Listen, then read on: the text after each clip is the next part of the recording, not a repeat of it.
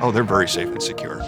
Coming in as a skeptic years ago myself, and now being able to sit here and see all the checks and balances and the checks upon checks and the balances upon balances, it's amazing. Every time I try to dig deeper because I don't understand something, there's a policy in place that's put there for darn good reason for the safety and integrity of the vote. It's an excellent process. Anyone who is registering to vote in Pennsylvania, they go through a vetting process which requires the last 4 digits of your social security number or your driver's license number. The day-to-day grind of what we do is maintaining the voter database. So it's every day taking in the new registrations that come in and evaluating them and running them through the database to make sure they're valid. But there's also purging out the old stuff too. And believe it or not, that takes a staff of clerks every day, all day, to keep track of all those people. So we're always doing database maintenance constantly. So the mail-in and absentee ballot process in Pennsylvania requires an application. Once you fill out that application, you have to be a registered voter for us to even move forward with the application process. So an already existing registered voter is going to, in paper, signing a document saying that I want a mail-in ballot. At that point, we create a ballot package when it gets to the election just for that person. It is being tracked individually by barcode to that one voter. In the same way that there's lots of protections to make sure you can't vote in person twice, there are protections to make sure you can't vote with a mail-in ballot twice. Your mail-in ballot has a unique barcode on it. So when those votes are being tabulated, when the votes are being counted, your barcode is scanned and the system identifies that you voted. But nothing on that return envelope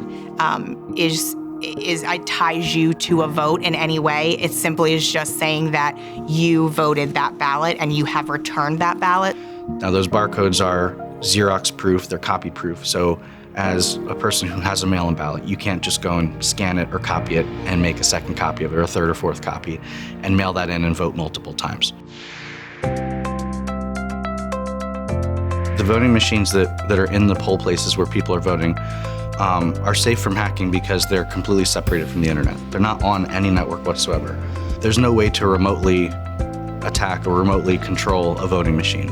It would be the same as trying to remotely control a rocket.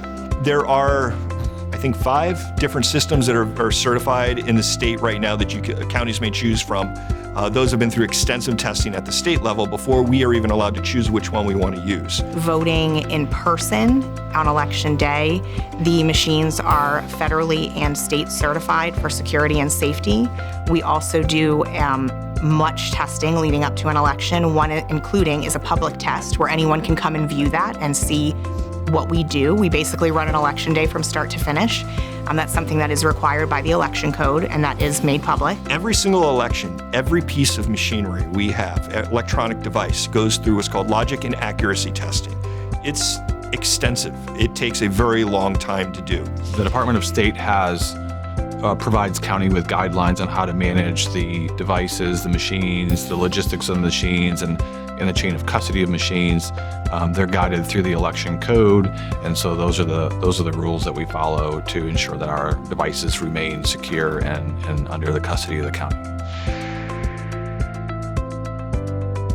Obviously on election day, we are making sure all day long that all votes are secured and accurate and safe, that all of our polling places are safe and secure and running properly. The voting equipment is set up to be secure, not only the electronic pieces, but also the paper ballots. So once the paper ballots are submitted through the voting process, they are stored in a locked bin. Once we receive those votes back from our judges of election, we put them into a secure system so that we're able to get everyone their results. After Election Day, we are required to do 2 audits, a 2% audit, which is required by the election code, and then also the Department of State requires us to do a risk limiting audit. So we are auditing those votes 2 different times after the election, and that's all required before we're able to certify those results. I feel very confident in the processes, and I try to be a bullhorn for that. The processes that we have in place today and the audits that we do all go to validating and verifying the integrity of the elections and my personal ballot. None of us are getting rich doing this job. We all do it out of a sense of patriotism and civic duty. From the time a voter registers to vote in Pennsylvania, up until Election Day and after, there are so many processes and checks and balances in place that assure that all voters have a secure and safe vote, including audits after Election Day to confirm that.